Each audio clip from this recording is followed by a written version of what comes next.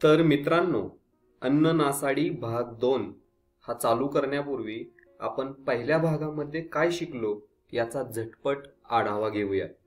तर आपण पाहिलं की अन्न पदार्थ खराब झालेत हे कसं ओळखायचं, बरोबर? तर आपण पाहिलं की काही साध्या पद्धती होत्या, जसं की त्या पदार्थाचा रंग, पोत म्हणजेच दर्जा किंवा वास आणि चव याच्यावरून आपण समजत होतो की तो अन्न पदार्थ खराब झालाय ते, बरोबर? त्याचप्रमाणे अन्न खराब होण्याची आपण आणखीही काही कारणं पाहिली। त्यातील एक कारण म्हणजे नैसर्गिक रासायनिक अभिक्रिया आणि दुसरं म्हणजे अन्न पदार्थामध्ये सूक्ष्मजीव किंवा कीटकांचा प्रवेश होणे, बरोबर? तसेच अन्न पदार्थांची अयोग्य हाताळणी, अयोग्य साठवण आणि अयोग्य वाहतूक यामुळे सुद्धा ते खराब होतात, बरोबर? तर या सर्व गोष्टी लक्षात घेऊन आता आपण पुढील अभ्यास करूयात, ठीक आहे? तर अन्न वाया जाण्याचे मुख्य 2 प्रकार आहेत। एक म्हणजे संख्यात्मक अन्न नासाडी। यामध्ये खाण्यायोग्य चांगल्या दर्जाचे अन्न चुकीच्या पद्धती वापरल्यामुळे वाया जातं। बघा आता, तर चुकीच्या पद्धतीने शेती करणे यामुळे खूप सारं अन्नधान्य वाया जातं। याचं जर उदाहरण पाहायचं म्हणजे अव्यवस्थित मळणी करणे।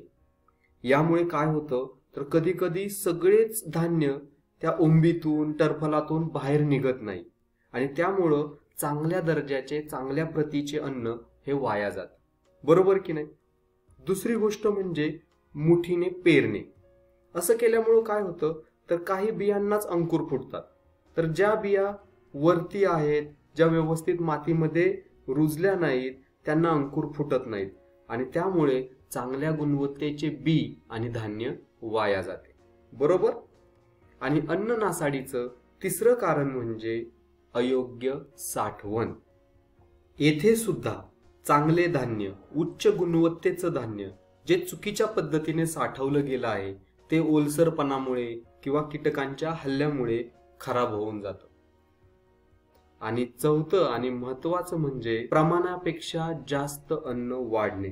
कधी कधी अन्न पदार्थाच्या वितरणाच्या चुकीच्या पद्धतींचा वापर केल्यामुळे अन्न नासाडी ही होत असते। उदाहरणार्थ लग्न सोहळ्यामध्ये, पार्टीमध्ये, पंक्तीसारख्या पारंपरिक जेवण पद्धतीमध्ये अनावश्यक आग्रह केल्यामुळे सुद्धा अन्न वाया जातं। त्याचबरोबर जर जास्त अन्न तयार केलं असेल तरी सुद्धा अन्न वाया जातं। तर बघा, किती चांगल्या प्रतीचं अन्न फक्त आणि फक्त खूप जास्त प्रमाणावरती तयार केल्यामुळे आणि जास्त प्रमाणात वाढण्यात आल्यामुळे वाया जातंय ते। तर अन्न नासाडीचा दुसरा प्रकार म्हणजे गुणात्मक अन्न नासाडी। हे केव्हा होते, तर जेव्हा अन्न खाण्यास योग्य राहत नाही किंवा त्याचा पोत आणि दर्जा खराब होतो। आपण अन्न का खातो, तर ते आपल्याला योग्य ती पोषक द्रव्य पुरवतं म्हणून, बरोबर? पण जर त्या अन्नात ती पोषक द्रव्यच नसतील तर ते अन्न खाण्याचा काय उपयोग?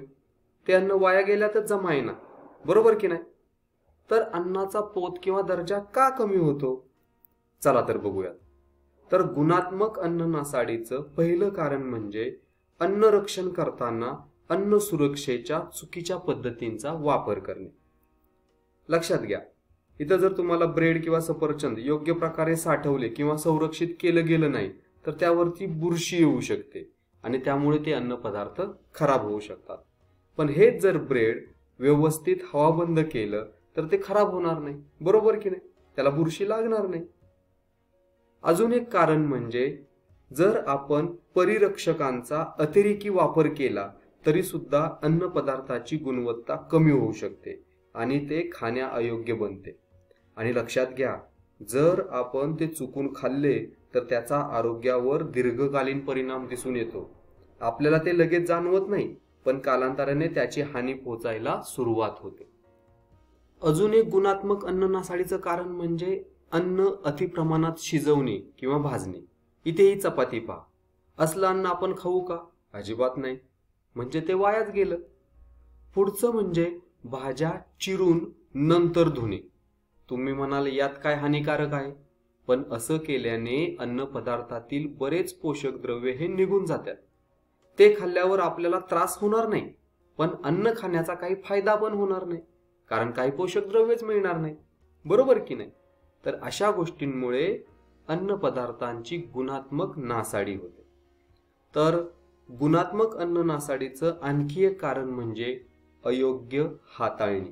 कधी कधी चांगलं अन्न योग्य प्रकारे न हाताळलं गेल्यामुळे खराब होतं. उदाहरणार्थ, धान्य किंवा भाज्या जर योग्य प्रकारे साठवल्या नाहीत किंवा त्या उघड्यावरती ठेवल्या तर ते ओलावा शोषून घेतात. त्यामध्ये कीटक किंवा सूक्ष्मजीवांचा प्रवेश होऊ शकतो आणि त्यामुळे ते खाण्यायोग्य राहत नाहीत आणि त्याचा नाश होतो किंवा ते खराब होतात. आणि शेवटी गुणात्मक अन्न नासाडीचं अजून एक कारण म्हणजे अन्न पदार्थ तयार होऊन ते ग्राहकापर्यंत पोहोचण्यास लागणाऱ्या वेळेचा अंदाज चुकणे. तुम्ही उदाहरण घ्या, दूध किंवा मांस, बरोबर? हे जर वेळेवर पोहोचलं नाही किंवा ते योग्य तापमानाला साठवलं गेलं नाही तर ते लगेच खराब होऊ शकतं, बरोबर? ही त्या अन्नाच्या गुणवत्तेची हानीच आहे. तर लक्षात घ्या, जळालेली पोळी, बुरशी लागलेला ब्रेड किंवा खराब झालेलं दूध, बरोबर, ही सर्व अन्नाची गुणवत्ता कशा पद्धतीने कमी होते हे दाखवतात. पाहिलं, अन्न वाया जाणे आणि त्याची नासाडी होणे किती अयोग्य गोष्ट आहे ते. तर आता सर्वात महत्वाचा प्रश्न असा आहे की अन्न नासाडी थांबवायची कशी? अन्नाची नासाडी थांबवण्यासाठी तुम्ही काय करू शकता?